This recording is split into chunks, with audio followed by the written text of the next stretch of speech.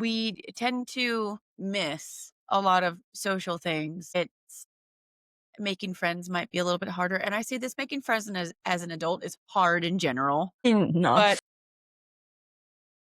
and this starts in childhood that you might have sensory issues with clothing, with food, with noises, and it's to a level that's more detrimental than typically would be.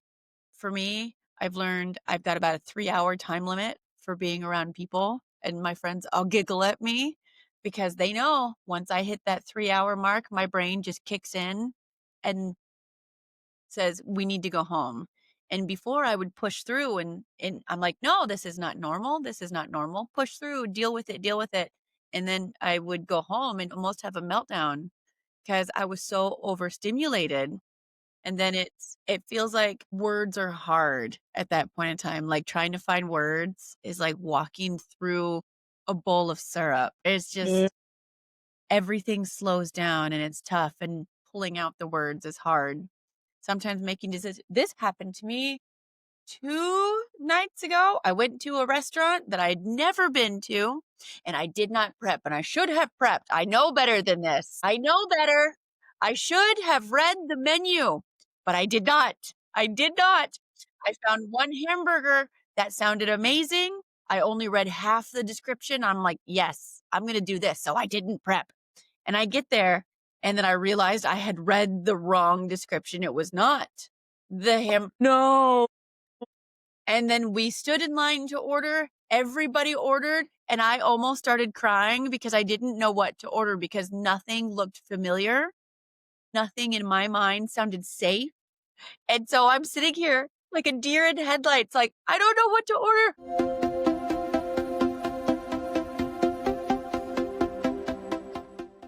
Welcome to Your Wordless Podcast, the space where we redefine success, self-worth, and transformation. I am Nick Nieras, the soul-centered architect of transformation, helping you unlock your highest potential and build a legacy beyond limits. Now, whether it is self-mastery, career breakthroughs, or wealth creation, this is where change begins. Now, let's dive in.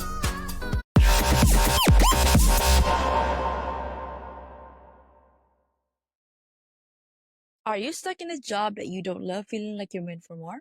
It is not in your head, it is in your soul. I am Nick Nieras, and I help high achievers like you break free from burnout, rewire self-doubt, and build a life aligned with purpose through coaching, hypnotherapy, and soul activation. Because let's face it, real wealth isn't just about money, it is about aligned and happy heart, mind, and soul. Now, remember, you are worthy and you are enough. Let's transform your life together. Visit www.thenicknierasholisticlifestyle.com to begin. Thank you so much for having me here today. Likewise, the honor is mine. Dr. Kristen, first off, right off the bat, can you please share with us what was it like growing up as Dr. Kristen Williamson? Well, let me pause you right there and say, you can just call me Kristen. I use Okay. doctor whenever I want to get a fancier room in a hotel. I love that. Okay. Okay, Kristen, you got it. Growing up was interesting because I didn't get diagnosed as autistic myself until I was 39. So I lived a whole life. I had a career, family, raising kids who were neurodivergent. Like I learned all of these things before I learned I was neurodivergent myself. So I grew up feeling almost like I was an alien just walking among humans wearing a disguise. I didn't feel like I fit in ever. And you know what? I still have moments where I feel like I am just kind of pretending to be human just because I don't always understand the social norms that for other people appear to come so easily. Really? Mhm. Now, okay, so how did that come about? You having to actually go and get yourself diagnosed? Like, what were the journey? It was a hot minute journey. I was already working as a counselor. I had worked in hospitals and in private practice and in multiple areas. And a therapist friend of mine one day looked at me and he said, I think you're autistic. And I was, no, I'm not. My son's autistic. I'm Mm. not. I don't look like that or this or this or this. Like, I don't do that. I can make eye contact with people. And then he sent me, I think it was a YouTube video, something explaining female autism. And it really rocked me to my core. Just, I, embarrassingly enough, at that point in time, I had no idea that females can look different. Females can present different with autism, that it can be a little bit more subdued, but it's still very, very prevalent. And so it took me about 5 years. In America, we don't necessarily have insurance that wants to pay for an adult to get an autism diagnosis, because Mm-hmm. theoretically, there's not a whole lot that can be done with the diagnosis. There's not a medication that can take it away. There's not benefits, quote unquote, to doing that. So I had to pay out of pocket to get testing, and it's quite expensive. And so it took a while to save up to get everything. And I was getting the testing was the validation of everything I'd been learning about myself and learning about other people's brains for years. And it was like I got to release a breath I didn't know I'd been holding. And it just And felt cool. it felt cool. It felt cool. Okay. It felt cool that now you've embraced this part of yourself. Mm-hmm. You probably have known it for the longest time, right? But you just, this is not me. I Yeah. am just going to detach from that because this is who this is the people that exhibit these traits, and therefore it's them, it's not me, I right? didn't even think of it's them, it's not me. I just thought of, okay, these are the traits. Like, these are the things you exhibit. I didn't think I don't like wearing specific kinds of clothing because I don't like how it feels on my body, or I like eating with specific kinds of spoons, or I vehemently do not like eating leftovers because sometimes chicken tastes too much like chicken.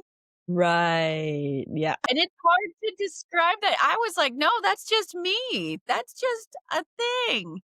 And it was there was so little research into neurodivergence, into autism with women. Autism testing, when it was started, it was created for young white males of affluence.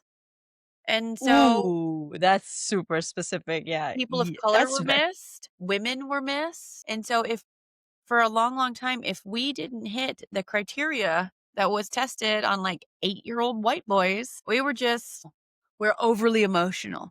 We're just yeah. hysterical. We are just anxious. We're given every other diagnosis other than We're autism. just dramatic. You're just dramatic. You're too much. You're too Yes. sensitive. Okay. Now, this is me being curious. And I mean, honestly, for those people listening, I'm just going to go back to basics. So, what are the traits that females with autism will and should, maybe not should, but that they portray and that they exhibit, that they show? I, first things first, such a cheerleader for people and learning about their brains, not even saying I have to get a diagnosis, like just learning about their brains and getting that like an unofficial diagnosis, Yes. because they're still able to come in and advocate for themselves.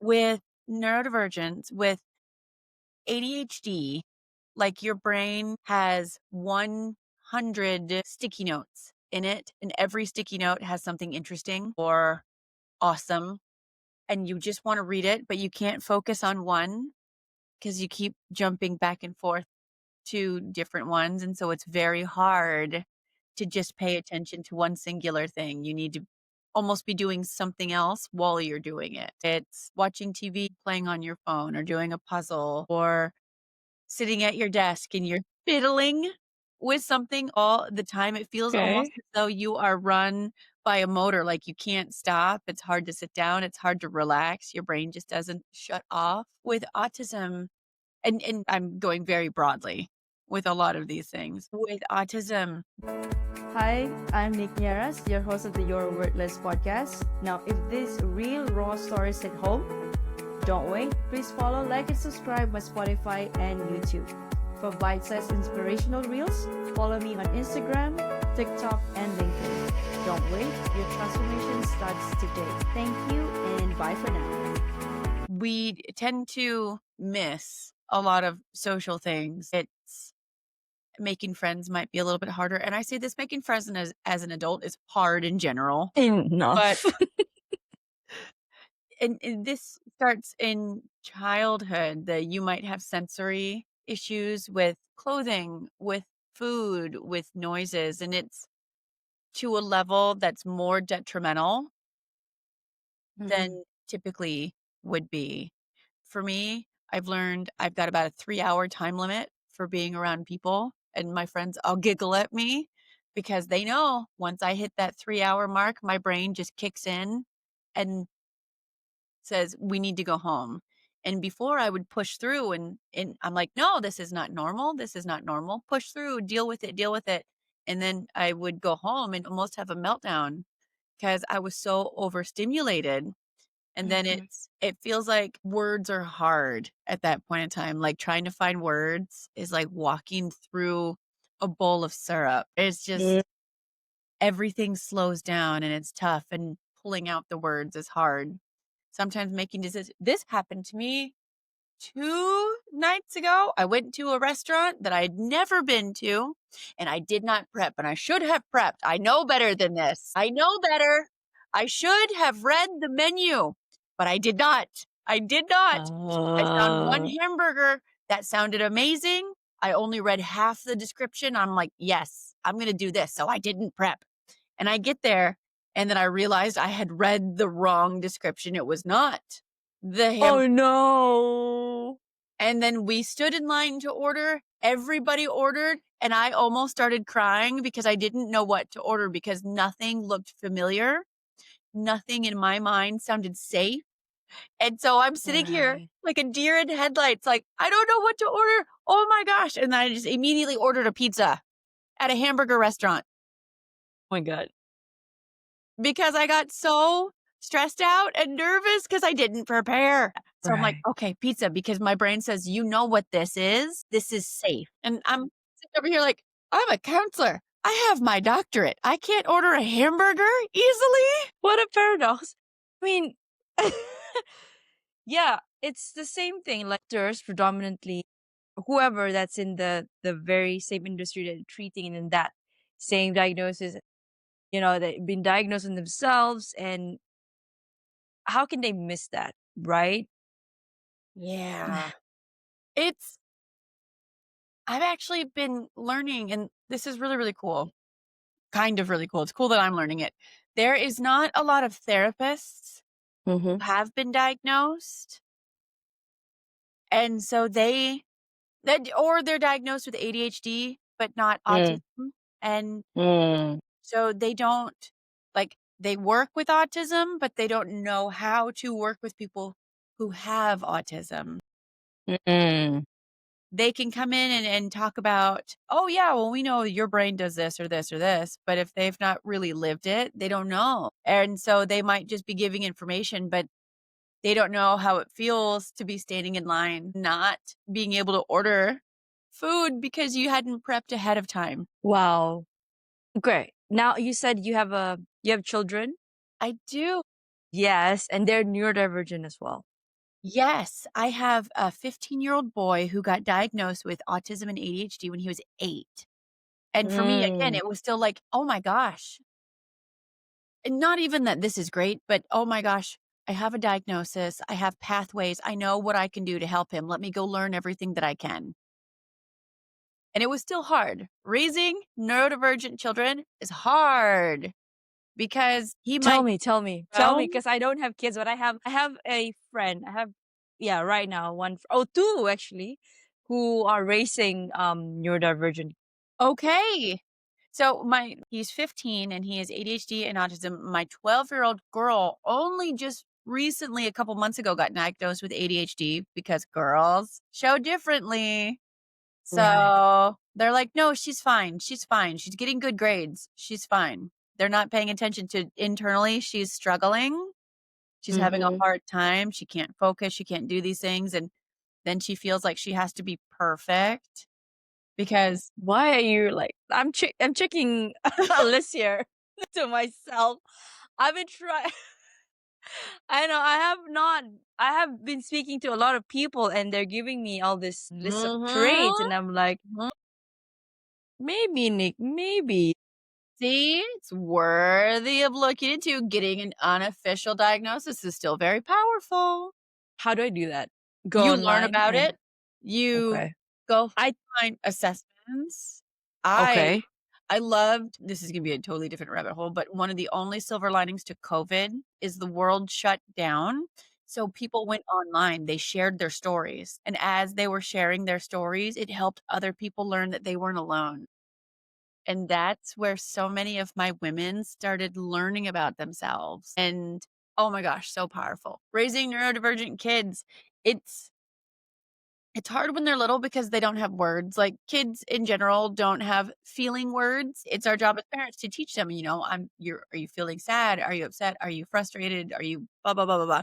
Neurodivergent Right. kids, neurodivergents in general, we oftentimes struggle with something called alexithymia. Alexithymia is basically we don't understand the emotions that are within our body, with the emotions that we're feeling. We might know that, hey, I am clenching my jaw, but we don't know that when we clench our jaw, we're starting to feel angry. We just notice Right. the But physical symptoms. And so parents checking in with their kids, are you angry? And these kids, no, but they look angry. They're acting angry, but they don't have that brain body connection of I am angry, I am sad, I am frustrated. And so as parents, we are just constantly coming in trying to identify. We are having to understand them more than they understand themselves and teach them in understanding themselves and then reteach because they don't instinctively get it. A glorious story that my 15-year-old probably doesn't ever love me using, but I do it anyway, is he is in high school now and we still have to tell him, you have to shower tonight. You have to wash everything from top to oh my bottom. god. That's what I've been doing every day to my 12-year-old sister. Yes, yes. And it's in my mind, I was thinking, okay, you know what? Teenagers, kids, they're just stinky. They don't want to shower all the time. Like, that's normal. I didn't want to shower all the time. Like, but when he started showering, he would leave the top part of his hair just dirty, dirty, dirty, dirty. And I was so judgmental in the beginning. I was like watching YouTube, like, how do I teach my kid how to shower, how to wash his hair? Did I do it wrong? And I'm Uh-huh. sitting there judging myself and my parenting and blaming him. And then I paused and I decided to get curious. I was like, I need to be curious, not judgmental. And I started asking questions. And it turns out he was having sensory issues. He really struggles to have water touching his face. And so he would Why? avoid getting the top part of his hair wet because it would Just drip. naturally. Mhm. The simple solution for us was to get a different shower head that you can hold and control, and it made the Right. entire difference. But it took me getting curious instead of sitting there just lumping him in with, "You're lazy. You're this. You're this. You don't know how to wash your hair." Of course he does. He was just Mhm. struggling so much and he was avoiding it and would just deal with the consequences. Right. He would rather deal with the consequences Uh-huh. than just speaking up and saying, "I don't want water to touch my eyes." I don't even know that he had the words to say Ex I don't yeah. like or like, it's hard when water touches me, so I had to come in and start asking the questions, and then he could share. Or he could feel like if he were to say those things, you'd judge him and say, "What do you mean it's just water? You can just, you know." Right? Which, I mean, Right. I hate having wet hair touching my back. I hate Yeah, it. me too. Ugh. I usually So, put yeah. I would love to say that I would understand if he came in and said, "Yeah, I have a really hard time with water touching my face." In my head, I would love to say I'd be like, "Oh, okay, let's figure this out." But I don't know because he didn't come to me like that. Yeah. So, it was a humbling experience on my side of, "Okay, nope, I can continue being curious if he is struggling with something for a longer amount of time, and with my daughter too, because she is more ADHD and he is more autistic. So they are structure and chaos. Wait, hang on. So ADHD is chaos? ADHD is so chaotic. It's like you are chasing 5 ducklings around, going in different directions, and you're trying to collect them.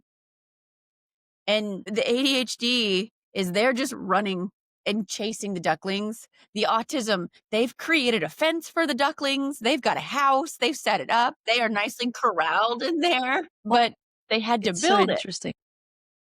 And with the ADHD brain, they do really well with structure, but they don't want it. Want to That's me. Mm, mm, mm. I need structure to function, but I don't like it. I don't like being Yeah. constricted to a routine. My gosh, you're hitting all the buttons. And you guys are hearing this live as you as you tune into this right now. Okay, I'm every day. I think as the day passes by, I think I'm exhibiting those traits, but I'm just trying to understand from the people, at least not from my country, from Malaysia. People are outside and they have this, and not just that. My brother-in-law is like this too, and I think he self-diagnosed himself. He diagnosed himself that he has a mild ADHD. So I'm like, oh, okay. But I never really thought about it. I never really thought it through that I might have that too.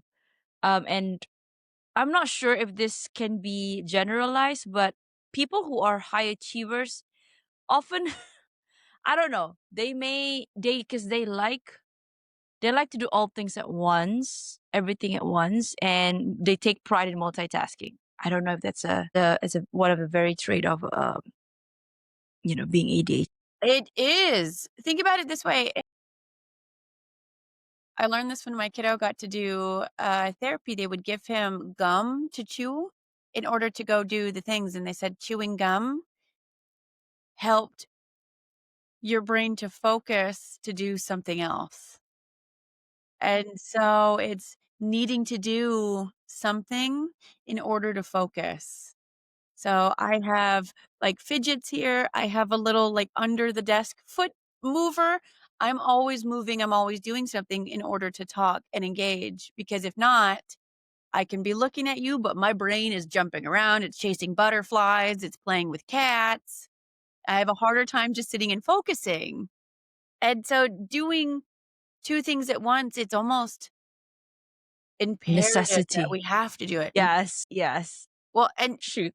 ADHD, there's different, not even levels, like there's different Degrees. types of ADHD. There's the Okay. inattentive type, the hyperactive type, and then the combined type. The inattentive is like the daydreamer. It would be the quiet kiddo who would look out the window, not even causing trouble, not doing any of that, but only halfway paying attention to class. Mm. Adults might zone out in work meetings. They might forget appointments. They might lose things like their earbuds or their keys. Like if they're not in a specific place, then they might Mm-hmm. get lost, because we need the structure, but we push against Right. the hyperactive type. That's definitely the type that we have been thinking about kind of when we think of ADHD. The kids that can't sit still, they're always running Yeah. and jumping on things, that are loud, the class clowns. Mm-hmm. Mm-hmm. As we get into adults, it looks like they're fidgeting constantly, or they drive really fast, or they're jumping different jobs. It's almost like their nervous system on a volume level has been cranked up and just like up, Mm-hmm. it's just going. And then there's the combined type, where you have the inattentive and the hyperactive impulsive type. So you are losing your keys, but you also are interrupting your boss and then forgetting what you're saying. And it's chaos in the brain, and it's exhausting. And it happened. Okay. Now we talk about the the issues that comes with this very, I don't want to say issues because that's like degrading, but the side effects of being neurodivergent, right? So what can people do if, let's say, you went and diagnose yourself? I mean, not you, but at the age of 39, that's kind of late, right? What do you need to do, number one, and how do you kind of navigate through that? Like, what kind of support you need, your daily ritual. I know we talk about Yeah. ADHD, that's the very opposite of that, not I having a ritual. love that question. As you are learning about your brain, find out where you are phenomenally good at things and Yes. where Yes. you're struggling. Because Yes. my neurospicy brains, I call us neurospicy because I believe we have the spice of life. It just might be a potent spice and Mm-hmm. not always A little bit easy. more extra Yeah, we've got than that other extra people. spice. Exactly. So with my neurospicy brains, we're really good at pattern recognition. I have been told we are the ones who we understand the vibes of Oh my things. God, yes. I You thought it walk was just into my a room. Scorpion. Yes. Did you say Scorpio? Yes. I thought it Oh, was just my Scorpio. girl. Love it. No, see, your brain might be on the spicier side of things. It's that you But can go in and just like pick up on the vibes. And I see that more with the ADHD brains because it's again their volume is cranked up. The other yes. brains, we might miss everything. Like, shoo, like what people are talking about us. I didn't notice that. What? Yes. Yes. Yes. And so it's learning about yourself and learning, like for me, I really do not do well with eating leftovers, and my family has learned that. So they know if I bring leftover food home, they're going to eat it.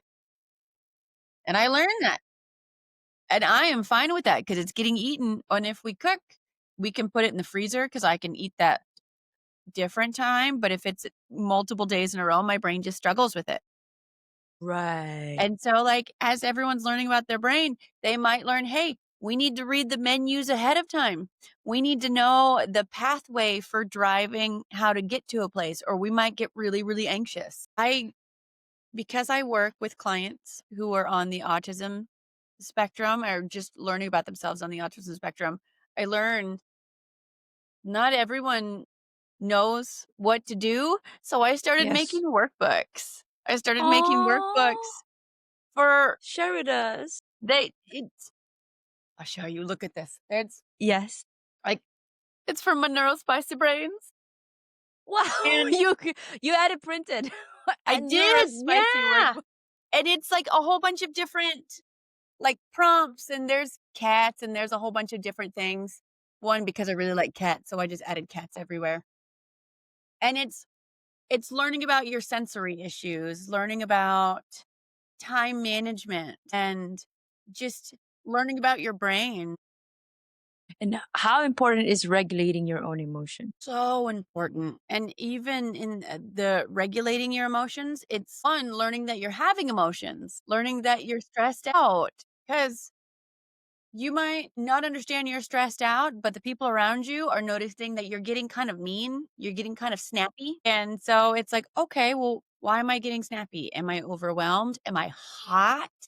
Have I not eaten anything today? Like, what's going on? Like, and then you just kind of can run through a checklist. Have I eaten? Do I need to go to the bathroom? Do I need to take a break? Do I need some water? Because a lot of us live on coffee and not water. You just said, I mean, yeah, I haven't had coffee today, but I'm not going to. I just had tea, so they'll do.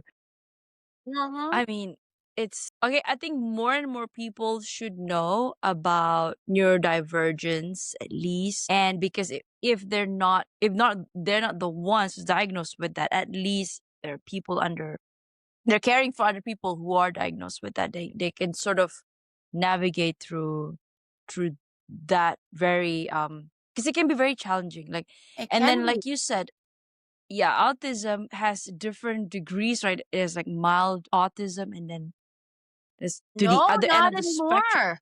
Not anymore. No? Well, the words are different now. You're right. It Okay. is from mild to higher end, but they've changed, Yes. at least for in America, possibly worldwide. I'm Mm-hmm. now coming in realizing that I don't know if it's worldwide, if they've changed it or not. But in America, Right. we have it levels, level 1, 2, and 3. Level 1 Mm-hmm. is the milder one. It Mm-hmm. goes by support needs on a daily basis. Where are the support needs you're at? Level 1s have less supports. It's telling my 15-year-old, hey, Right. need this or this or this. Pushing the 12-year-old into the shower because you need to shower. Level 2 is higher support needs. They might have a harder time doing, like, getting dressed. They might not be able to drive cars. They might not be able to work in certain jobs as easily. And so they have day-to-day needs that are higher. And then level 3 is like the highest of support needs. It's ones where they might not be able to speak, so they use a tablet to communicate, where they need help going to the bathroom, where they need help eating or dressing themselves, and they have very, very high needs. Mm. So level 1 is the lowest. Level 1 is where I see a lot They're of my they're neurodivergent. functional Mhm. on their own. They're Yeah, independent to a certain degree.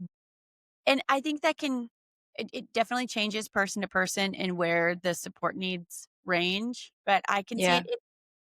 You can pull off being human 95% of the time. It's that 5% where if something goes wrong, it really goes wrong.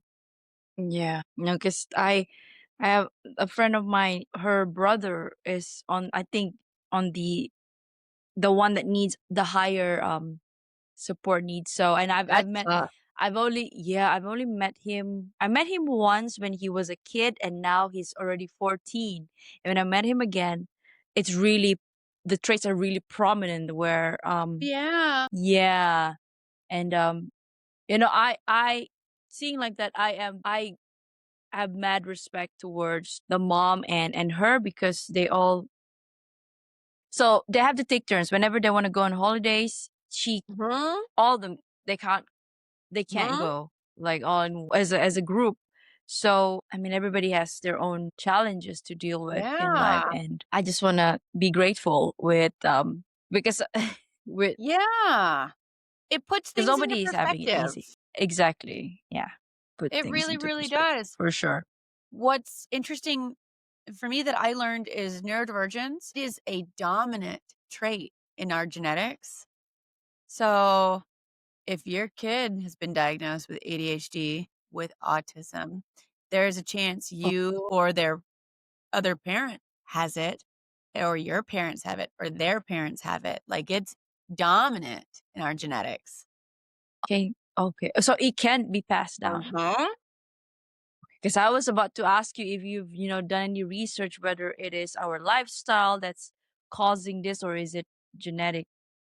Genetics plays a big role in it. The lifestyle, it's making it to where our brains don't pay attention very long anymore with TikTok, and the videos are 15 seconds. And as you can scroll and scroll and scroll, that makes it harder to want to pay attention. So it's not helping, but it's so interesting. It's so incredibly interesting to learn all of these things about our brain, and we're still learning about it. Yes. It's so cool.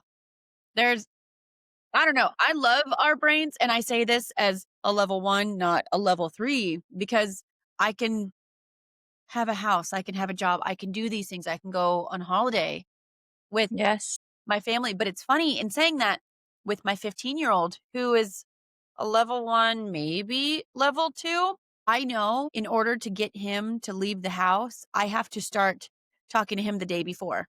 We're going to do this tomorrow. We're doing this. I need you to be dressed at this time. And I have to give him transition times. If I come in and say, okay, we're going to go do this, just spur of the moment, he will struggle. His brain's trying to figure out what's going on. And then he comes across as really angry because his brain does not know how to handle things without transition time. And then if I do things like, we're going to leave the house at 3 o'clock, if it's 3:01, he is glaring at me. He is, why are we not going? It's 3 o'clock. It's You 3 told me 3. o'clock. And his brain just hyper fixates on the thing. It's very Yeah. hard to be flexible. So there are Okay. struggles, Yeah. but just because we have struggles doesn't mean that our brain isn't super cool. Like we're able to come Talk in. to us about the superpowers Oh my gosh, the of being superpowers. neurodivergent. We're able to do Yes, things that are please. not normal. Humans We have will bragging rights now. Let's go. we do right. We we tend to put people in boxes that we understand. Like, okay, I'm gonna put you in this box. That makes sense. That makes sense. That makes sense. But My sometimes the autism other brain, side of yeah. the ADHD brains, the autism brains, we're like, look at this box. I'm gonna add glitter to it. I'm gonna do this. I'm gonna do this. Or they're saying, I don't need to be put in a box. I'm gonna go walk backwards down the street. And their brain says that's a great idea. Where other people who are so structured in, I have to do things normally, they're gonna look at someone walking backwards down the street and say, what? What? That's weird. Yeah, it Mhm. is, but it's fun. And I can do this Yes. where you can't. And so it's just They'll struggle. incredibly creative in ways that a lot of people don't understand. And it can be Yeah. like things from music or storytelling or computer design. Like we bring all new flavors of spice to the table. I noticed with me, like, I'm very resourceful. I get Mm-hmm. very I know crafty is more on the negative side, but I get very, very crafty and I always get things done. I mean, my way. I always thought of it as my own superpower and See, you're already coming in understanding that you've got a superpower. plus my persuasiveness, I mean, it just Oh yeah. tops it up. And the Uh-huh. intuition, well, I mean, you can resonate. You're Oh a yeah. Scorpio, right? It's like you can almost tell, like, this is the best time. This is my chance. It's now or never to go and brands at, I don't know, like asking my boss something or my dad something and have it have it be so confident that I am going to get it no matter what, and which Yeah. I will. See, Often. halfway, because I've got the ADHD and the autism, I will halfway come in with the confidence, but I will confidently come in at the wrong time. My intuition says do it, but the autism says, all right. Not now. Yeah, it's like, no, let's do it. This is great. And other people are in the middle of eating. And I'm like, let's have a big, deep conversation about death. And they're like mid fork to mouth. Huh? And Couldn't I'm like, you pick a oh, is better that the wrong timing? time? I am spectacular at doing things at the wrong time. I would say that I do have those times, but it takes a lot of practice and it takes a lot of understanding your own self. And Yeah. that's why I mean the whole reason why I started podcasting was number one, it was because I thought I was gonna go crazy after my divorce and then I had my toxic burnout but Mm-hmm. burnout at a toxic environment. And so I was like, okay, maybe I just need to strip everything that I know about myself down and just relearn, start talking to people if I'm, why does it feel like I'm the only person with the biggest problem in the world at that point? Mm-hmm. So now talking to people has basically alleviated and people are resonating. Isn't that cool? Your Yes. stories and your ability to bring other people together to share their stories is reaching far out there.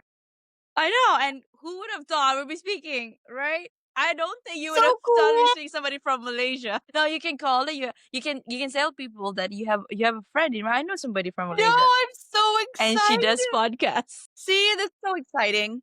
I have found fellow spicy brains across Exactly. continents. Yes. All right. Kristen, we are going to go into some questions that I picked up from. What role does understanding and embracing one's neurodivergence play in building long-term self-esteem and personal growth? I think I know as we talk about this. we did, but I'm going to come in and kind of really push, like, as you were learning your brain and accepting your brain, it makes life easier. Like knowing that you don't have to push and really do a lot of intense things, or like my brain struggles with showering with the water touching the face. So it's you can get different shower heads. You can do things different, but that doesn't mean it's wrong. It's just different. Mm-hmm. And I think that builds into higher self-esteem because you are no longer sitting there saying, well, I'm wrong. You're saying, okay, I just do things a little bit differently. And there's Yeah. nothing wrong with that. Because, okay, again, Mhm. self-worth, right? Like, if Self-worth. you come in and tell me repeatedly that I'm doing one thing wrong, then I'm going to attach, at least me, I'm going to attach that something's wrong with me and I am not worth Yeah. anything. I don't amount to anything because I can't even do this simple thing right. Yeah, I can't do the smallest thing. I struggle Yes, brushing my teeth, so that means I'm a exactly. horrible person. Yes. That's a very telltale sign of me having. In what ways can someone begin to reframe their identity after a late diagnosis to foster self acceptance? In reframing their identity, I want them so much to come in and say, "My brain is really cool." Or my brain is different, but not less. And it's so much I can do things differently, but I still get there. Instead of going from A to Z, I might start with A, Z, cats, food, numbers, but I still get the job done. Hmm. And it's And, the same way to do it. when you were saying those things, I just noticed that, and you have a PhD. Come on. Mhm. If you can do it, everybody else Yeah. can do it. Yeah. I got my PhD not diagnosed. Exactly. You got a PhD not diagnosed. Damn, we're cool. We are Yes, cool. we're the cool bunch. All right. Kristen, so what are you working on currently? What's exciting? I'm having a book published in April of next year for women who are neurodivergent. And Wow. it goes from puberty all the way through menopause because there's not enough books out there that talk about females and being neurodivergent, that talk about the struggles of parenting. And it's so cool. And so while that book is coming out, I've been making workbooks and putting those online so people can get them and learn about their brains. And it's so much fun. My God, you're doing such great work. I'm so proud of you. Okay, so what is next for you then? What's next for Kristen? What's next is probably being super nerdy and creating more workbooks because I have a lot of fun making them. My brain's like, look at the pretty colors. I can do this. And I love doing podcasts. Doing podcasts, I get to spread the knowledge about autism and how it's not the stigma that we thought it was. And it's more normalizing it and normalizing it for people who Yes. are raising kids who are on the spectrum, for adults who are learning about themselves, who are learning about ADHD, and just getting to tell the world that they're okay Yeah, they're okay. And then they're not alone. and they're not alone and they can do this. They can do hard Exactly. things. Exactly. I love that. Wow. Okay, Kristen, we're gonna pivot to a self-worth question. So the question that I have for you when I were when I was reading your profile, I'm like, okay, I'm gonna choose this question for her. In your journey, have you found a connection between spirituality and self-worth? How do spiritual beliefs or practices influence your sense of self? Oh my gosh, I love that question. I love that question so much. In spirituality, I love the idea of I'm not alone, but it's not connected to any one belief. It's just the idea of there's something bigger than me Oh my God, yes.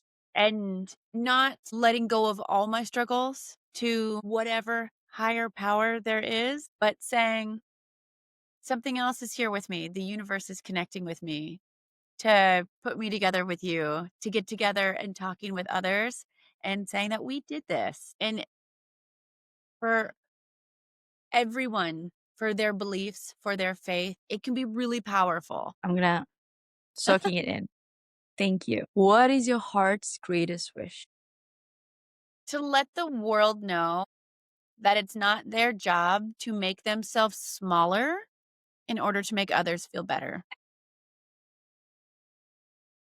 That's a big one because we do that. That's a big one, yeah. So this is an intentional pause. I love that. Okay, if you could create a quote right now for you to leave the audience listening and the world as your legacy, what would it be? Oh, that's a good question. I would say to bring in one of my mantras is just because your brain is different, that does not mean it's less. Just because your brain is different, that does not mean that you're less. Mm-hmm. So how can people reach out to you, Kristen? I mean, this has been wonderful. You can find me on most every branch of social media. I am on TikTok a lot, posting videos about autism, and Instagram and YouTube.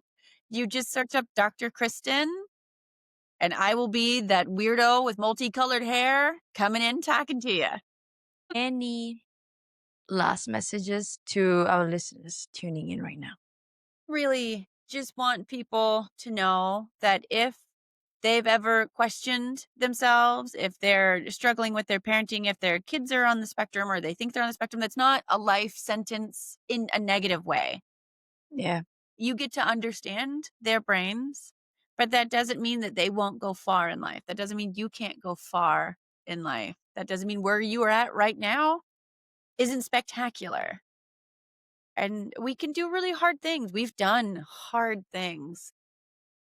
And we can keep going, and it's okay. And there you have it, everyone. That was an inspiring episode with Dr. Kristen Williamson. Dr. Kristen, I thank you for the work that you do, for continuing to uplift the world and the world and the people around you, honestly. Thank you And for our so listeners, much. thank you. And for our listeners, this has been You're Worthless. Read that again, the juxtaposition of your very soul. Now, if you've ever felt worthless, remember you are not alone. Your soul chose to be here, to matter. And for that reason alone, you are worthy. A huge thank you to you again, Dr. Kristen, and to all of you for listening. Until next time, I am Nick Nieras. Keep shining, keep growing, and always remember you are worthy and you are enough. See you in the next episode. Thank you, Kristen, for your time. Thank you. Yay! Love this episode? Now, transformation doesn't end here. Head on to @holistic.lifestyle_with_Nick. That is on my Instagram. Or head on to my website, www.denikeraswholisticlifestyle.com for more info on my coaching framework, which is the Worthy, Authentic, and Abundant Framework, digital guides, and my upcoming events such as retreats and master classes and workshops. Now, I also do intuitive readings where we get to check on your soul path. And if you're also wanting to check on your energetic alignment, I have done that too. And I offer that kind of services. So, my question to you is, are you ready? Because I am. Let's make your list. Hello, Dr. Kristen. How are you doing today? Good morning to you. Hi, good evening to you. I'm doing pretty good. I'm really excited to be across the water talking. Exactly. I mean, we're at the ends of the world talking, but thanks to technology, we are here. So, Dr. Kristen, I'd like to introduce myself to you formally and to all of our listeners tuning in for the first time and or returning subscribers. My name is Nicolette. I am the creator for the podcast titled You're Worthless. Full stop, read that again, full stop, the juxtaposition of your very soul. Now, today we're going to talk about ADHD, autism, and everything under the sun that's related to that. So, if you allow me, I'd like to introduce you to all of our listeners first, and then we can get right into our conversation. Yeah. Hello, everyone. We have Dr. Kristen Williamson here with us. Dr. Kristen is a licensed professional counselor, consultant, and speaker specializing in neurodivergence, mental health, and late life diagnoses of ADHD and autism. Now, with nearly a decade of experience in behavioral health management, mental health training, and clinical counseling, she has worked extensively with adults navigating neurodivergence, emotional regulations, and self-acceptance. Well, welcome to the show, Dr. Kristen.